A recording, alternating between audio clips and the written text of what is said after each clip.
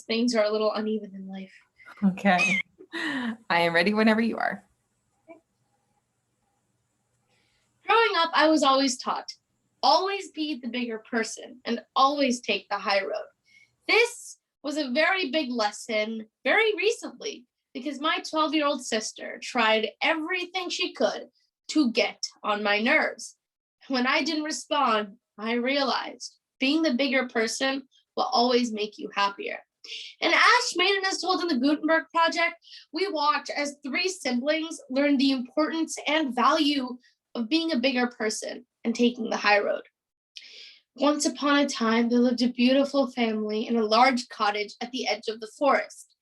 However, the mother was deathly ill, and before she passed away, she taught her daughter a very important lesson.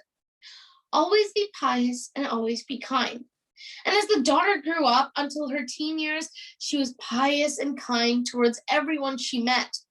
But then one day, when she was about 16, the father came home with grave news. Child, you need a mother. Mother, but I've been doing just fine without it, Father. Well, I decide you need a mother, and now you need a mother. So the father went into town and married a woman and came home with a mother and two daughters on his arm. And the daughters, well, they were beautiful on the outside, but cruel and ugly and cold on the inside. Oh my God, is this goose going to be my sister? Mother, please tell me this isn't true. Oh, you wench, go back to the kitchen. Kitchen, you wench. You have not showered for ages. Nope, that is me, sorry. The two sisters tormented and tortured this young girl. However, one day, a few years later, it got so bad, they shoved her into the ash and watched as the ash settled on her clothes and her face. And after that day, that girl was known as Ash Maiden. And then a few years passed again, and then the eldest sister got a mail with a red stamp, knowing it was from the king. Mother, look what I found. Darling, what is that? Oh, it's a bull for the prince to find him a wife. A wife? For the prince? Can I go, Mother, please? Of course, darling.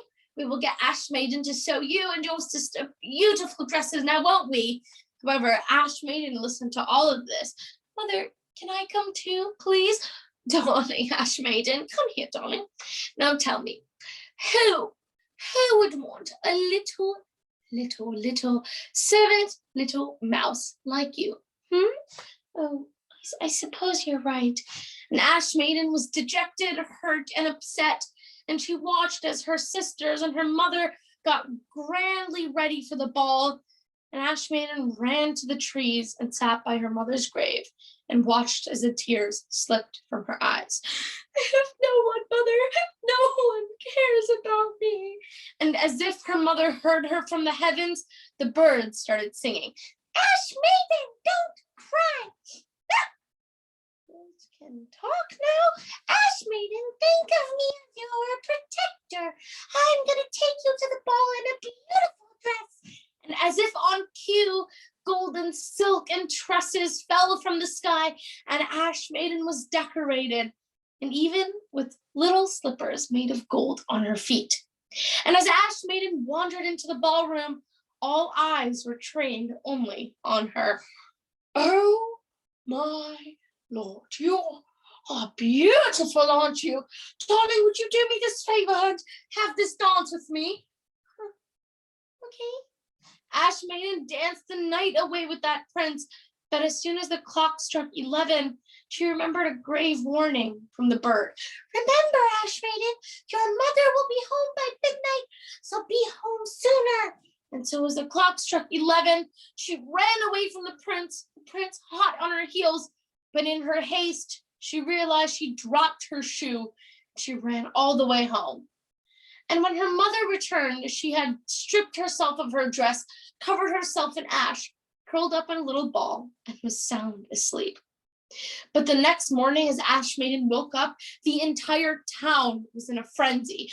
Darling, daughters, are you okay? Did any of you wear golden slippers? Oh no, what would you guys like for breakfast?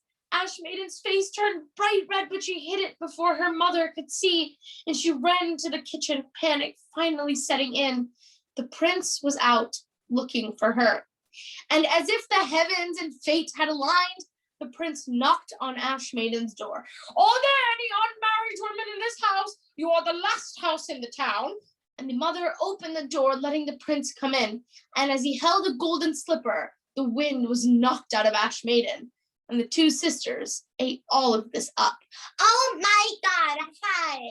You are the prince, aren't you? I would love to have a date with you. Not now, darling. I need you to slip your foot into this dainty little shoe as best as you can, darling, all right? And the sister ran up into her room and tried every possible way to cram her foot into the shoe. But by no means did it fit. And the sister tried one drastic measure. She grabbed the butter knife from her desk and began sewing her toes off. It's not fitting. Mother, it hurts. And the mother did nothing and watched her daughter hobble out of the door. Hi, I'm right here. Is that blood?